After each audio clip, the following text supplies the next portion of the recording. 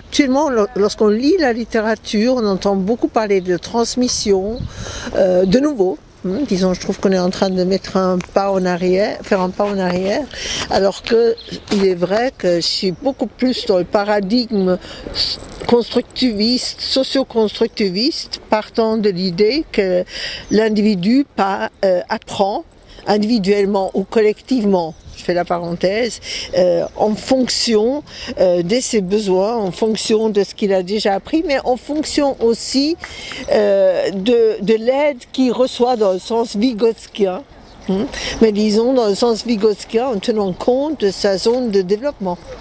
C'est qu'on a encore une organisation du travail qui ne permet pas vraiment d'entrer en dialogue avec l'ensemble des enfants et surtout avec les enfants très très faibles. Ils bénéficient d'un soutien avec un enseignant spécialisé et tout ça, mais je pense aux élèves de la zone grise.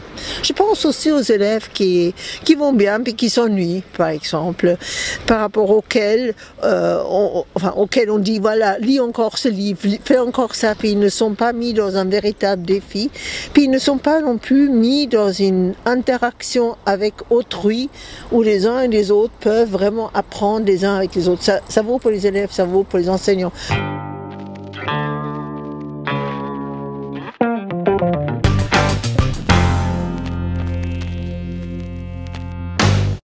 On s'est mis dans une logique extrêmement grave où les élèves eux-mêmes attendent ça parce qu'ils calculent des moyennes. Enfin, tout le monde fonctionne encore selon le système de la courbe de Gauss, alors que depuis 30 ans, on sait que c'est du non-sens pur.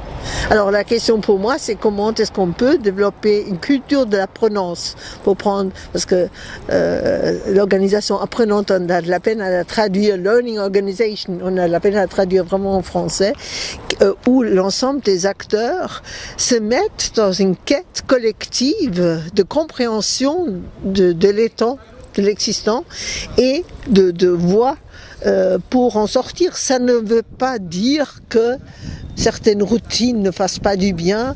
Pour moi, disons, il faut utiliser les routines, les plans de travail, tout ce qu'on fait avec les élèves, le travail silencieux et tout ça, pour pouvoir dégager du temps pour travailler avec les élèves seuls. Mais il ne faut pas toujours travailler seul avec les mêmes élèves, puis il ne faut pas toujours travailler dans les mêmes compositions, puis il faut cesser avec ce non-sens de l'évaluation. Vous savez, la Finlande, les élèves n'ont pas de notes avant 18 ans. Alors, tout le monde se gausse avec l'histoire de la Finlande. Bon, on disait tout à l'heure, il ne faut pas tout copier, mais ils ont une forme de confiance dans le potentiel d'apprendre de l'individu qui fait qu'ils ont une toute autre posture face aux apprenants.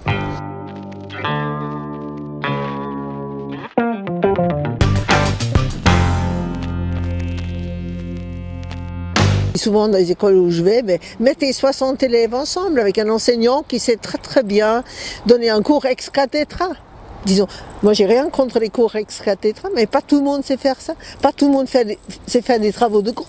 Il y en a qui sont des manches. Et puis pourquoi pas tenir compte de ces compétences-là? Si vous prenez 60, vous libérez des énergies pour faire des petits groupes. Parce qu'il ne faut pas se leurrer, on n'aura pas une forte augmentation du nombre d'enseignants malgré tous les discours électoraux. On est dans une logique de diminution de ressources. Donc on doit à l'intérieur trouver des moyens de changer cette organisation-là. Puis là, je viens maintenant aussi à la formation des enseignants. Si on n'arrive pas à bâtir dans le temps de travail officiel des enseignants du temps de travail collectif, il y a un grand problème parce qu'on considère que le travail des enseignants se fournit en présence des élèves et tout seul dans son coin en évaluant puis en préparant des petits trucs. Disons, pour moi, ça doit faire un tout. Et puis ensuite, c'est vrai aussi, ça a été évoqué aussi, il faut aussi rendre ce temps de travail collectif efficace. Trop d'enseignants se plaignent, c'est des séances avec les directeurs de banc, les vrais apparatchiks de banc, puis tous les enseignants en situation de mutisme ou de râlerie de l'autre côté de la table. Mais je ne vois pas toujours forcément des vraies séances de travail collectif. Peut-être pour terminer, vous savez, quand je vais dans les établissements et quand je vais dans les salles des maîtres, dans les corridors, mis à part les travaux d'élèves affichés, je vois très rarement les objets sur lesquels travaillent les enseignants.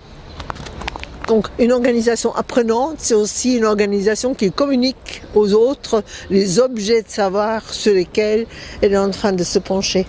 Lisez le livre de Philippe Pernoud sur la pédagogie différenciée et l'organisation du travail, parce qu'il reprend toute la il vient de sortir, parce qu'il reprend toute la question des cycles d'apprentissage, à mon avis, qui était une idée magnifique et qui a été complètement délurée.